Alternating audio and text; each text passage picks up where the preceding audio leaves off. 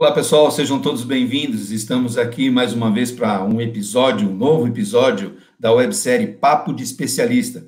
E lembrando que toda quinta-feira às 19 horas, aqui no canal da Voito, nós vamos ter mais episódios desse quadro e nós vamos trazer um convidado de peso, um mestre, um guru, um especialista, para acelerar e alavancar ainda mais os seus resultados, não só na vida profissional, mas como na vida pessoal. Então, vale a pena conferir. Bom, eu sou o Júlio Briares. Eu sou engenheiro mecânico, sou mestre em sistema de produção pela Universidade Federal Fluminense, pós-graduado em processos produtivos pela Universidade Federal de Juiz de Fora e Master Black Belt pela TBM Consulting Group. Eu tenho mais de 40 anos de carreira em empresas industriais e grandes multinacionais, e a gente está aqui para estar conduzindo esse papo de especialista, que a gente sempre está trazendo uma pessoa super expert para estar brilhantando aí o nosso evento. Bom, eu vou chamar agora o nosso colega Gabriel para dar alguns recadinhos para vocês. E aí, Gabriel, tudo bem?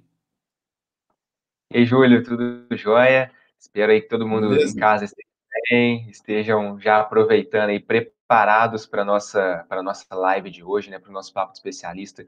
Mais uma vez aí, como o Júlio sempre diz, né, trazendo gurus, trazendo grandes nomes aí para poder realmente, né, apoiar o nosso processo de aprendizado.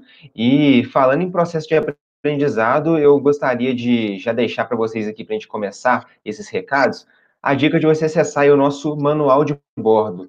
Então, a gente tem um QR Code aqui, você pode apontar a câmera do seu celular para ele, e fazendo a leitura, você vai entrar nesse manual onde você tem acesso a todos os insights do nosso bate-papo, e também a materiais complementares, né? A gente sempre traz um resumo de livro, um artigo do nosso blog também para você acessar, então temos lá, né? Não falhamos, todo episódio a gente tem lá um material complementar para você seguir com o seu aprendizado posteriormente. Além disso, te convidar aí a participar, falando em aprendizado, do nosso Insight premiado. Com certeza hoje você vai aprender muita coisa no nosso bate-papo com o Klaus. E eu queria que você anotasse aí, eu já estou aqui ó, com papel e caneta na mão para poder fazer todas as anotações, né, que são necessárias. E eu queria convidar você também a fazer uma anotação e o principal insight que você tiver, você vai fazer o seguinte: tira uma foto aqui da nossa live, posta lá no seu Instagram, escreve o insight lá, né, nos seus stories, escreve lá o que você aprendeu, coloca a hashtag insight premiado e marca @Grupo Voito. Porque os melhores insights que os nossos alunos compartilham concorrem a prêmios. Então, você pode ganhar um livro do Excel, você pode ganhar um kit da Voito. São muitos prêmios lá para a gente poder incentivar realmente o seu aprendizado. Então, não se esquece aí de guardar seu insight da live de hoje, beleza? E, por último, convidar você aí que não conhecia ainda, né, a Voito, não conhecia o nosso canal, a se inscrever, a já deixar a curtida aí já no seu vídeo, porque com certeza você vai gostar do bate-papo de hoje, vai aprender muito.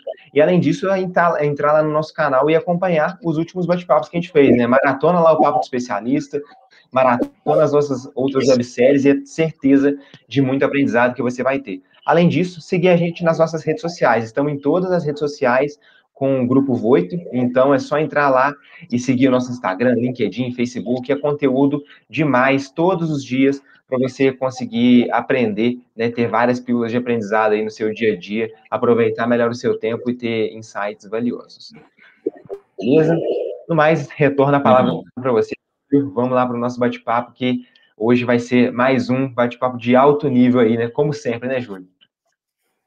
Com certeza, né? O nosso convidado aí é um convidado de peso, com grande experiência internacional, que realmente vai brilhantar o nosso papo de especialista aí. Eu vejo a hora de chamar para a gente já começar essa entrevista aqui.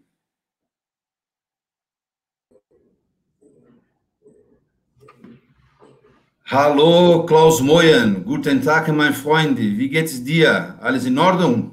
Mir geht's sehr gut, Julio. Und was machst du?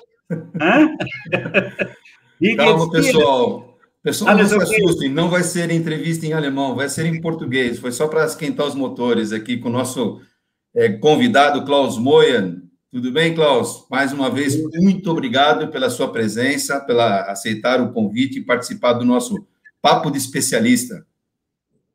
Muito obrigado, pelo convite de vocês. Que legal, bacana. Bom, eu vou falar um pouquinho do nosso convidado aqui, do Klaus. Vou até ler o currículo dele, que eu não posso pisar na bola e deixar de falar alguns detalhes, porque uma experiência dessa a gente não pode deixar de esquecer. Então, O Klaus é um executivo com mais de 30 anos de experiência em gestão industrial em empresas do setor automotivo como Mercedes-Benz e Volkswagen. Trabalhou nas áreas de logística, implementação e exportação, importação e exportação, produção, pintura, manutenção, melhoria contínua, ó, que legal, e reestruturação de turnaround. Fundou a consultoria Tobemo Service em 2012 e, desde então, conduziu inúmeros processos de recuperação de performance, gestão de projetos, startups, de produção e desenvolvimento de executivos. Atuou também como relações governamentais em projetos de implementação de uma nova fábrica automotiva. Então, com uma experiência dessa, e eu conhecendo bem o Klaus Moyen, né, mais conhecido como Moyen pelo mundo afora, né, como sobrenome Moyen, com certeza a gente vai estar abrilhantado aí com as respostas que a gente vai sabatiná-lo aí com algumas perguntas aí. Tudo bem, Moyen? Muito obrigado, tá? Tudo bem, eu nem sabia que eu fiz tudo isso, Júlio. Como é que você... De onde você tirou isso? A gente pega currículo, LinkedIn, o pessoal da Voito, são os trabalhos dos bastidores da Voito que a gente reúne a sua experiência aí para poder montar esse mini currículo aí. Legal, vamos começar com a primeira pergunta aqui, Moyen? Vamos lá. Então tá, Klaus, você possui uma ampla experiência atuando na gestão de produção em diversas empresas e países. Como o papel de um líder, né, você sempre foi um grande líder, pode contribuir para a criação de estratégias ótimas de forma a garantir a eficiência dos processos de uma organização?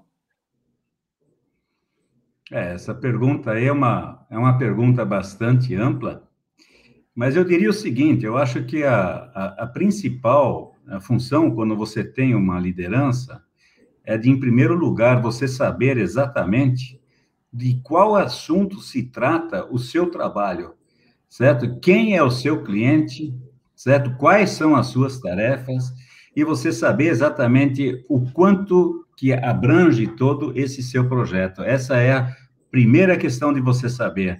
E ali você se atualizar em relação a esse tema da melhor forma possível. Essa é a primeira dica que eu iria dar para você poder também saber conduzir um projeto das envergaduras que eu tive que conduzir.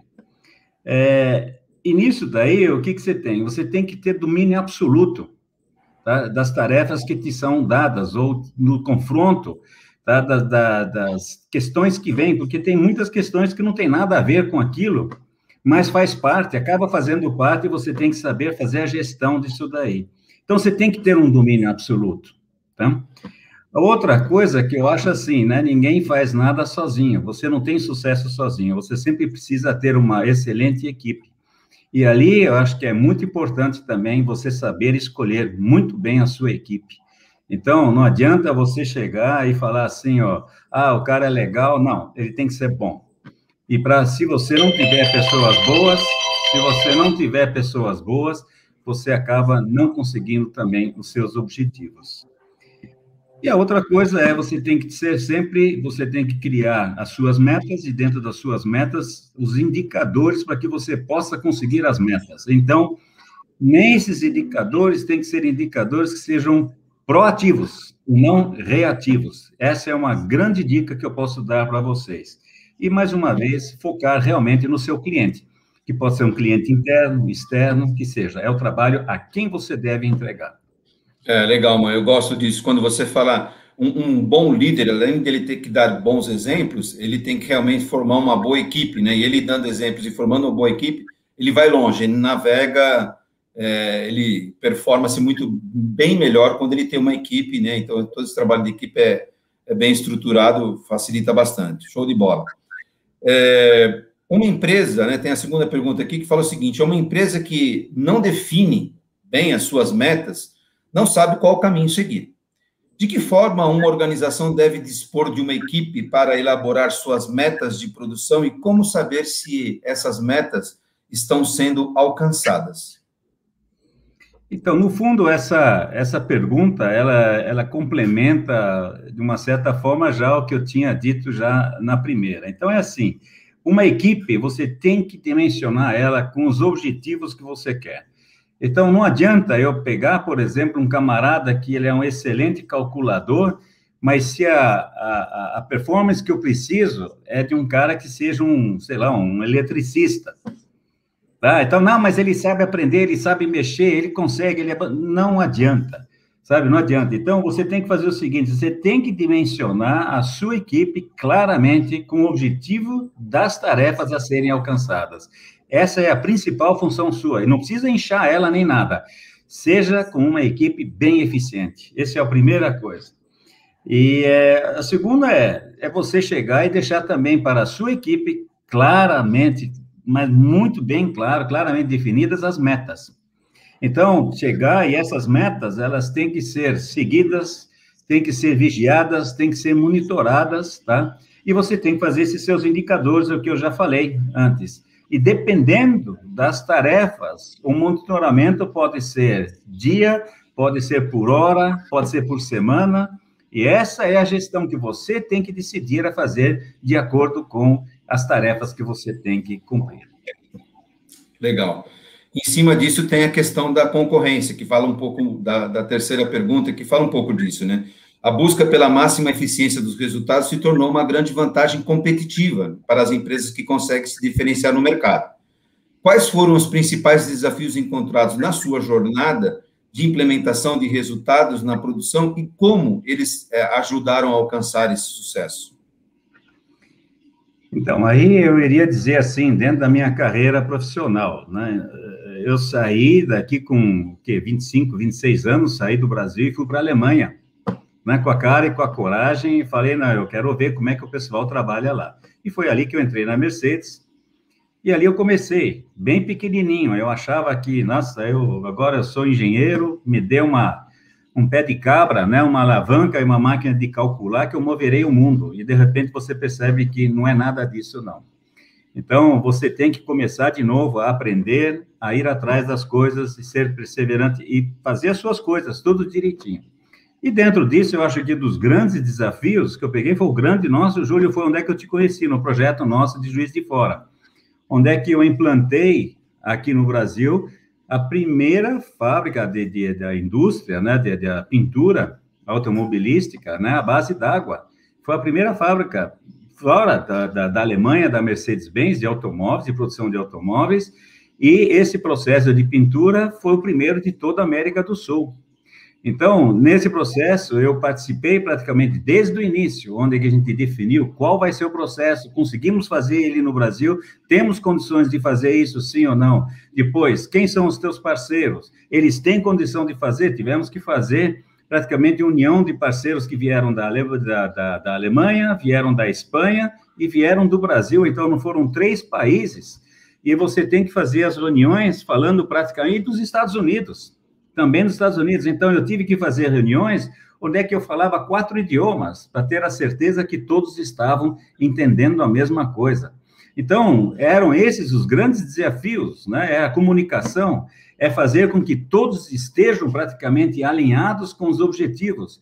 E, de novo, né, você controlar, você ter um project management em que você fazia o seu monitoramento, a gente fazia ele diário, e sempre com indicadores, de novo, falando, né, proativos, ou seja, não deixar a criança cair no poço para depois falar, agora eu vou ter que tirar. Era evitar para que isso não acontecesse. Então, esse foi o grande desafio, e aí de montar a turma. Eu lembro quando o pessoal falou Juiz de Fora, mas lá só tem criador de vaca. Como é que você vai querer fazer automóvel com criadores de vaca, que só sabem tirar leite de vaca? E a gente mostrou e provou para o mundo todo que com esse pessoal, a hora que você dá um treinamento e você sabe como levar eles, nós fizemos carros exportados para os Estados Unidos que tinham notas de audit melhor que os carros da Alemanha. Então, é uma questão toda de você focar, entender, saber, treinar o seu pessoal e aí ir atrás dos seus objetivos. Então, nisso daí, por exemplo, foi onde é que a gente fez, né? Toda a estruturação da equipe, montou a equipe de manutenção, ninguém sabia de nada daquilo, Júlio. Você lembra? Você sabia disso? Fazer o ramp-up, começar a tocar uma fábrica dessas e levar ela à eficiência. Eu terminei o meu trabalho, hora que eu elevei a eficiência da pintura, para mais de 80%, ou seja, first run rate de mais de 80%. A pessoa falou, cara, como é que o cara consegue fazer isso lá? Sem falar que a gente provou em Juiz de Fora que a gente conseguia fazer uma produção modular de pintura com peças pintadas em fábricas diferentes que a gente fez lá com as peças de plástico lá com a Pegoform. Então, foram coisas assim, para mim foi uma experiência muito bonita, eu acho que foi das melhores que eu tive na minha vida profissional. E a outra foi depois, quando eu saí de tudo isso, e aí eu montei as duas fábricas, por exemplo, da John Deere, onde é que, de repente, estava do outro lado, e eu fazendo toda a infraestrutura, aí era engenharia civil pura. Mas o que eles queriam era a gestão. E a gestão é aquilo que você fala, é com a experiência, e no fundo são essas coisas que eu estou falando aqui.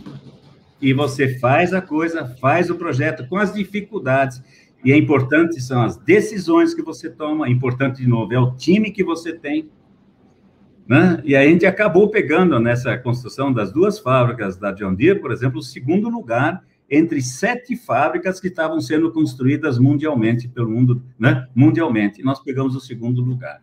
Então, são assim, coisas muito bacanas e totalmente fora do que eu havia aprendido. E aí você começa a aprender de novo conforme as suas tarefas. Resumindo, quando você fala, você responde, quer dizer, um dos principais desafios justamente era a comunicação, né? Você falou das cores das peças do automóvel sendo pintada em vários departamentos, para depois ter o mesmo tipo, a mesma tonalidade, né? Que é o que você sempre chamava do color matching, né? Que sempre falavam, né? Do famoso color matching. Quer dizer, a comunicação das empresas era importante, mas a comunicação das pessoas, dos profissionais, também era importante.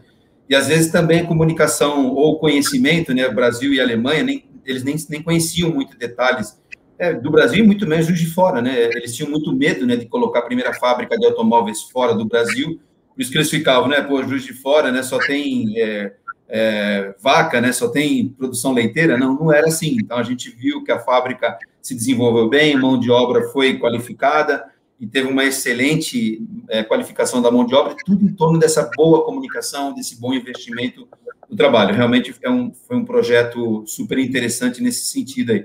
Mas a comunicação é sempre um desafio em todas as organizações. E aqui, Moy, a gente tem algumas perguntas do público, né? Então, os alunos ou qualquer, não é público-alvo, a maioria são alunos, mas tem muita gente, tem muitos executivos que acompanham também esse nosso papo de especialista, muitos convidados. Então, começam a fazer algumas perguntas e eles estão perguntando aqui o seguinte: quais são as principais ferramentas utilizadas para criar estratégias de produção e como elas podem ser usadas para acompanhar as metas dessas empresas? Então, Júlia, as principais ferramentas, né? Você aprende, olha que eu fiz vários cursos, assim, de Project Management, né? Eu fiz vários cursos.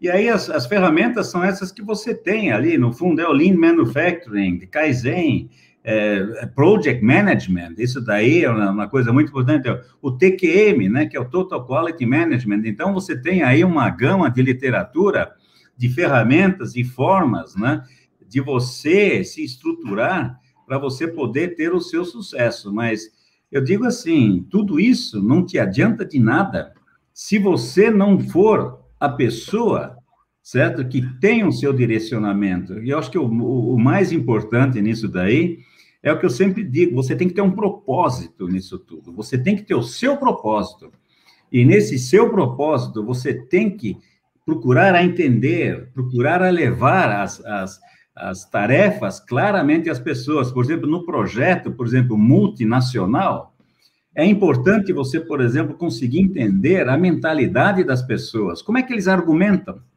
A forma de argumentar de um brasileiro é diferente da forma de argumentar de um alemão, ou de um espanhol, ou de um americano. E dependendo de uma explicação que você dá, você começando de um jeito que nem o brasileiro muitas vezes começa, o alemão já poda, o americano já poda, já não te escuta. Então, essas coisas, muitas vezes, são barreiras que muitas vezes você está certo, você tem razão, e você acaba não sendo ouvido.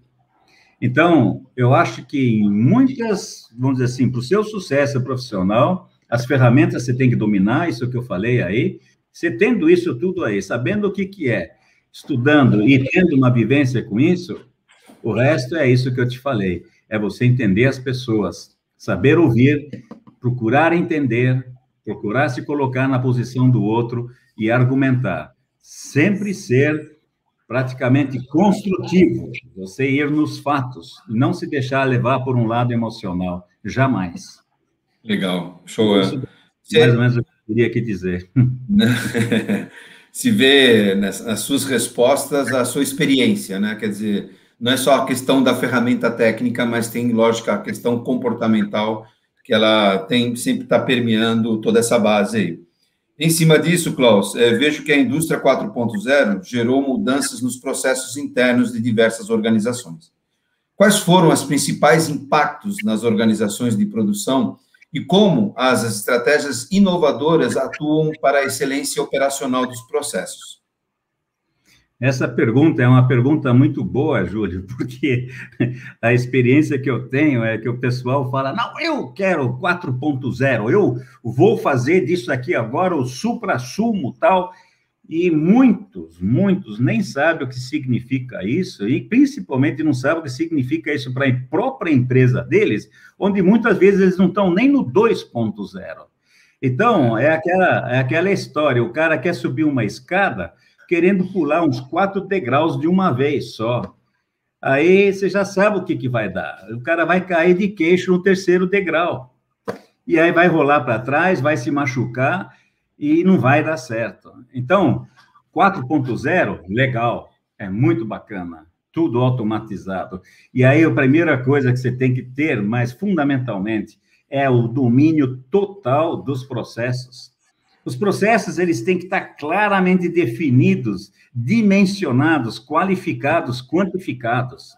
E, em cima disso, você começa a fazer todo um planejamento da automação e o grau de automação que você quer, certo? De acordo com as tuas capacidades que você tem dentro da tua indústria ou da sua fábrica. Se você não respeitar isso daí, meu amigo, você vai ter um problema muito grande, porque você não vai ter depois as pessoas para poder fazer a programação, fazer o follow-up de tudo aquilo ali que você projetou, que você colocou de uma forma automatizada, aquilo tem que ser monitorado, aquilo tem que ser guiado, aquilo tem que ser feito feeding disso daí.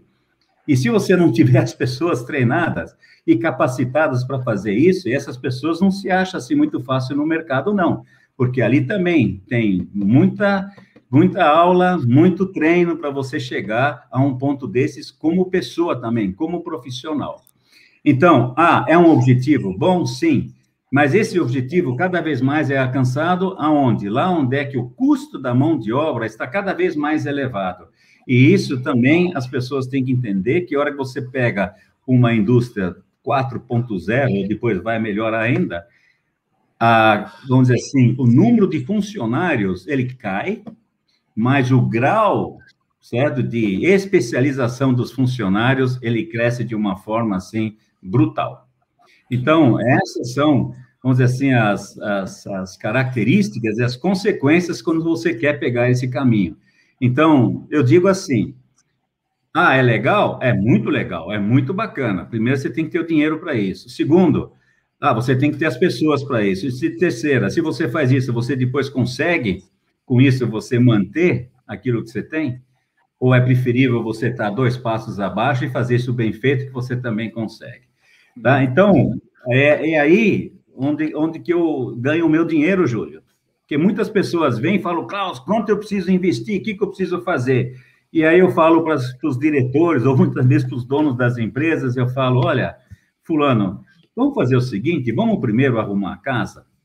E a hora que a gente arrumou a casa, a gente vê no que a gente pode investir para melhorar, certo? Para você conseguir, né, tirar os teus desperdícios, para você conseguir praticamente ser melhor na sua qualidade, os custos mais baixos e tal.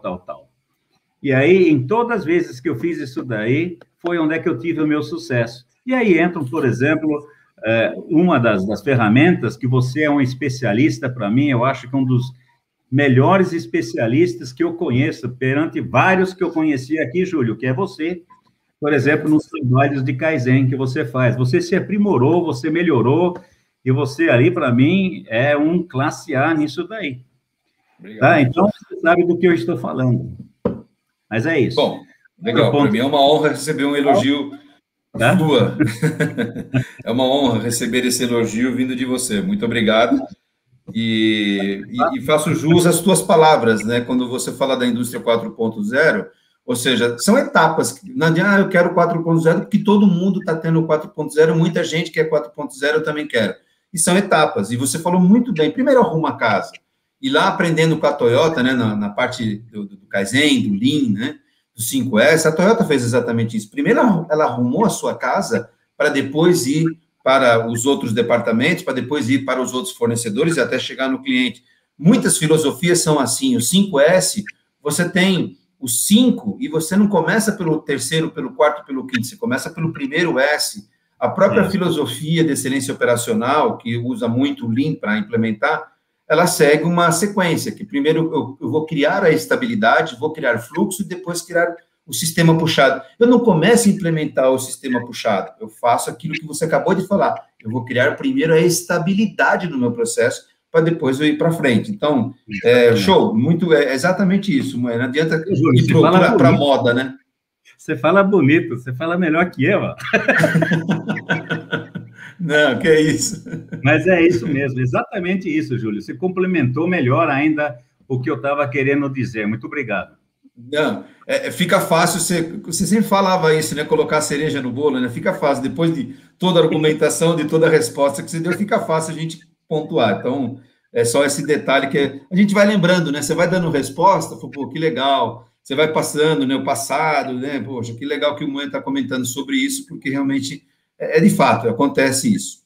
E aí tem uma pergunta aqui, mais uma dos nossos convidados, que é: quais são os principais indicadores que podem ser utilizados para acompanhar as metas de chão de fábrica, se estão sendo alcançadas de forma eficiente? Então, de que forma a gente consegue ver e quais são os principais indicadores aí? Júlio, eu peguei, assim, empresas, né, que eles me chamam, aí eles vão lá, a coisa mais bacana que eles gostam de mostrar, né, os gestores, né, principalmente os diretores, olha aqui, ó, como é que nós controlamos, né? Aí o cara chega assim, tem uma parede lotada de indicadores, né? Aí você vai lá, vai olhar os indicadores, a primeira coisa que você nota, né, é que muitos desses indicadores já estão mais do que vencidos, já começa por aí, certo? E aí você vai olhar assim, você fala, mas o que o cara está medindo? O cara, sabe, você vê que são indicadores que você fala, isso não é um indicador. Não agrega valor, né? Não. Então, é o seguinte, toda vez que eu vou atrás de uma coisa, eu vou começar um projeto e falo, agora nós vamos medir, eu meço só em 3 coisas: tempo, custo e qualidade. São as 3 coisas que eu pego, são para mim os 3 indicadores que eu falo, e esses eu vou monitorar. E quando eu digo qualidade, é a qualidade do produto que veio, das coisas que você comprou, e a forma que você faz as suas coisas, isso ali todo tem um sistema de gestão de qualidade atrás disso. O custo, se você não olhar o custo, você está ferrado.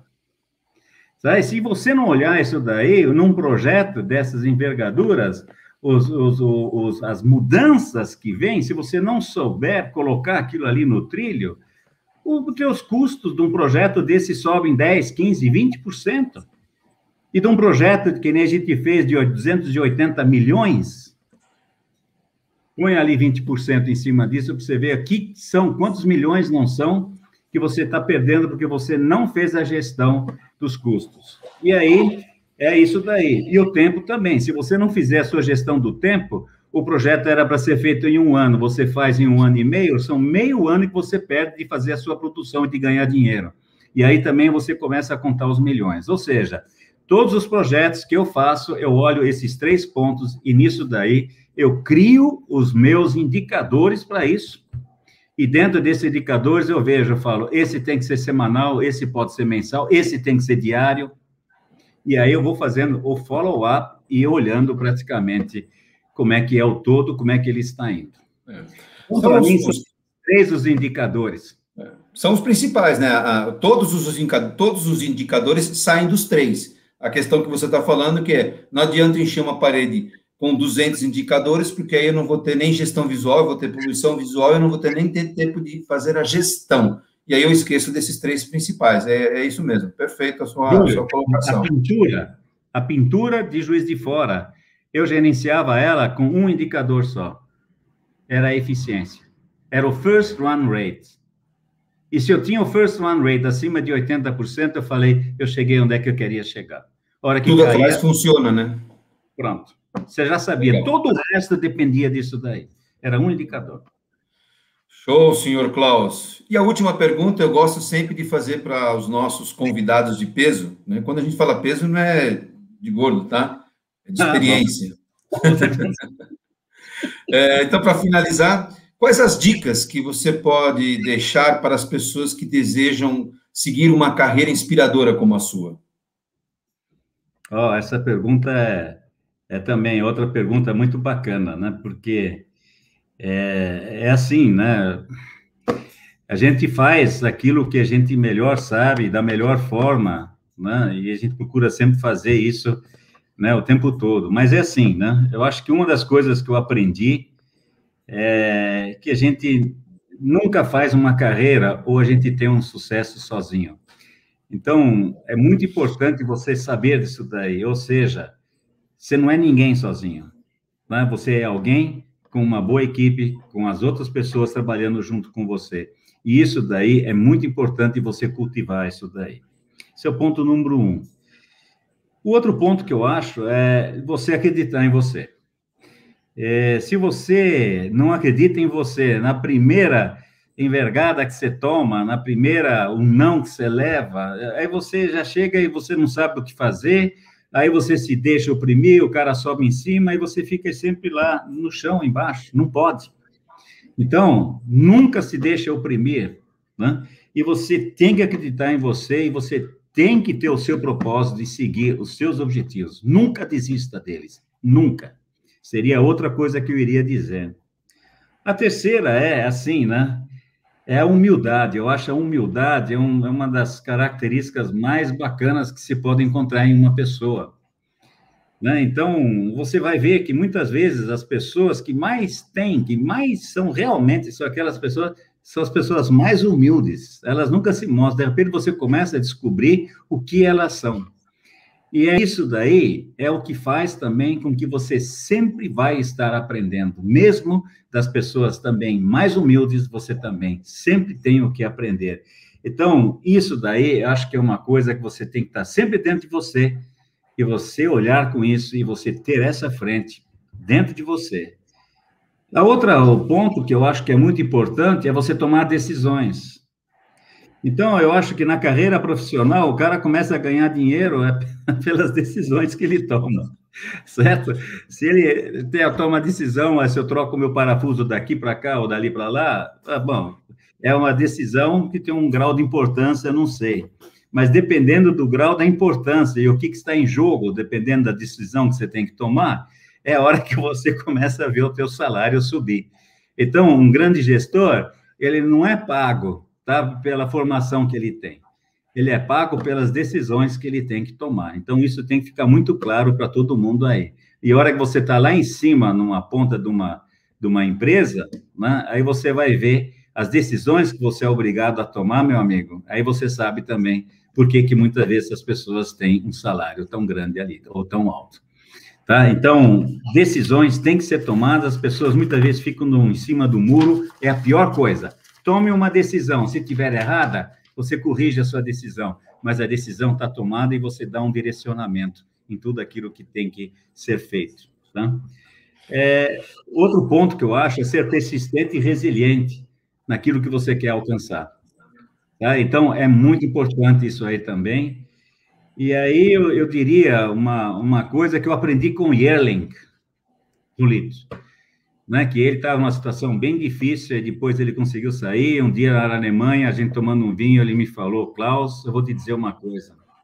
Por mais desesperadora que uma situação pareça, se você acha, cara, não tem mais saída, não perca a esperança.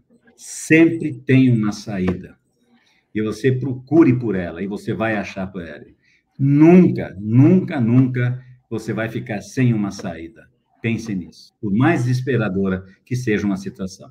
Então, é isso que eu poderia dizer para a turma, né? Isso, e se você olhar e falar, vamos olhar, tá difícil, tá? Ah, como é que eu vou fazer? Ah, você se formou, você não tinha o perigo de talvez a profissão não estar mais aí, você não tinha tudo sendo por computador, você não tinha tudo isso. Mas nós tínhamos também as nossas dificuldades. E se você parar para pensar, eu consegui, por quê? Porque justamente foi assim. E assim, vamos dizer assim, essa geração, os jovens de hoje, também vão conseguir os seus desafios da mesma forma e vão ter o sucesso. Eu tenho certeza disso. Legal. Julito, é o que eu tenho a dizer aí. Muito bom. Foi fantástico, eu já sabia que ia ser fantástica essa entrevista. A gente poderia ficar horas aqui falando e contando histórias. Eu já escutei algumas dessas histórias. É gostoso você escutar as histórias dos bastidores, mas infelizmente a gente tem um time, a gente está com o tempo aqui também justinho. Então, antes de encerrar, primeiro eu queria te agradecer muito o teu tempo. Eu sei que como alto executivo, com tantas coisas para você fazer, você arrumar um tempinho para nós aqui, para a Voito, para fazer esse papo aqui de especialista, foi super legal. Então, queria te agradecer muito. Gratidão aí por tudo que você faz aí para a comunidade, pelos jovens, em termos de compartilhar essa experiência. Muito obrigado aí por ter participado com a gente. E o espaço é seu, se você quiser deixar algum recado, alguma coisa, daqui a pouco a gente chama o Gabriel para dar uns recados aí também. Ok.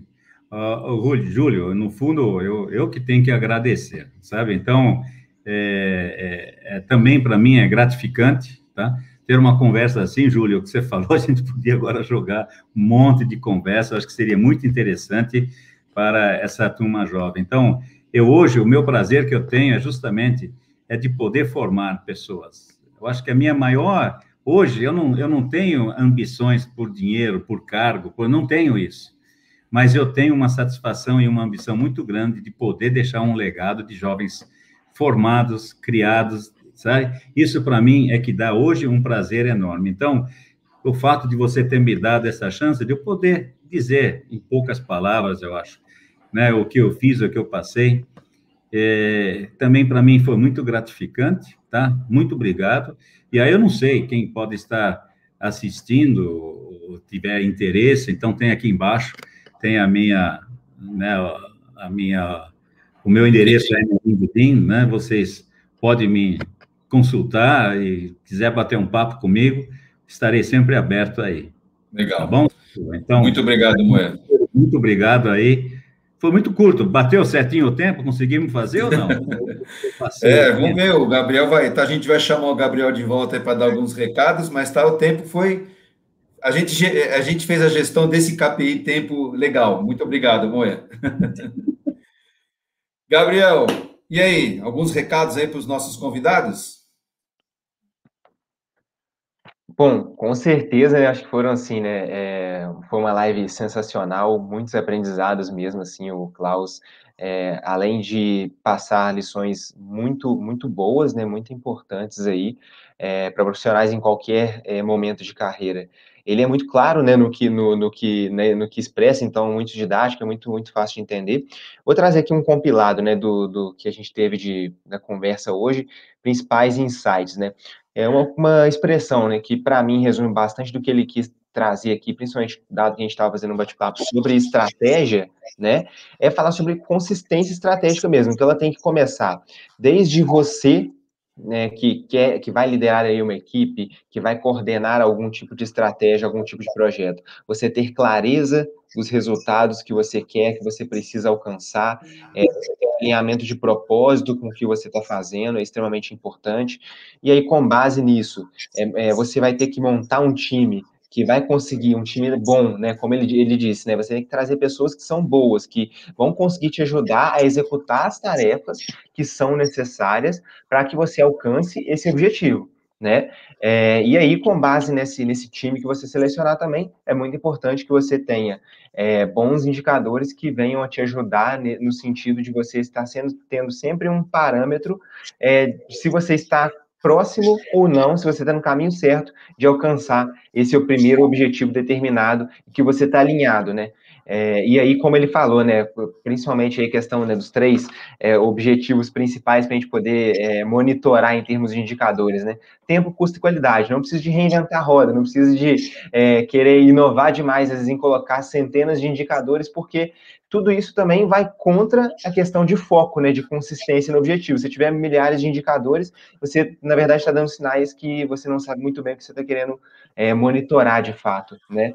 E com base nisso, o grande desafio, né, como ele disse, comunicação, você conseguir comunicar isso com clareza, todo esse seu objetivo estratégico para o seu time, fazer com que todo mundo ande junto, e nesse sentido, assim, a comunicação ela só vai ser realmente efetiva se você, primariamente, estiver alinhado com o que, com as suas tarefas e com o que você quer fazer com que a organização alcance, né? Então, acho que com isso, assim, resume bastante do que eu consegui aprender, né? Espero que Legal. você tenha conseguido aprender também para poder postar os insights. Com certeza. Todos nós aprendemos. Se você entrar com a cabeça fechada, você não aprende nada, mas se entra com a cabeça aberta, você pode aprender, independente da sua experiência. E a dica que eu sempre dou para vocês que estão vendo essa live, façam igual o Gabriel. Anotem, vejam, prestem atenção, porque é um aprendizado que ele adquire que ninguém vai tirar. Então, isso é muito importante fazer exatamente como o Gabriel fez, que depois ele consegue até fazer um bom compilado aí. Beleza? Algum recadinho? Podemos já encerrar? Podemos encerrar, tá contigo. Obrigado, viu? Então, tá legal. Então, pessoal, mais uma vez agradecer ao Klaus Moyen por ter vindo aqui fazer esse papo de especialista, agradecer a participação de todos vocês, e lembrando que toda quinta-feira, às 19 horas, aqui no canal da Voito, a gente sempre vai ter um novo episódio dessa série. A gente sempre vai trazer gente assim, gente de peso, forte, com bastante experiência, para estar enobrecendo esse papo de especialista. Eu tenho certeza absoluta que são dicas que vão acelerar e vão alavancar ainda mais os seus resultados. E como eu sempre falo, não só na sua vida profissional, mas na sua vida pessoal também. Acho que o Klaus deixou bem claro aqui muitas dicas em termos assim comportamentais, pessoais mesmo, não só de uma ferramenta específica. Tá bom, pessoal? Vejo vocês no próximo Papo de Especialista. Até breve.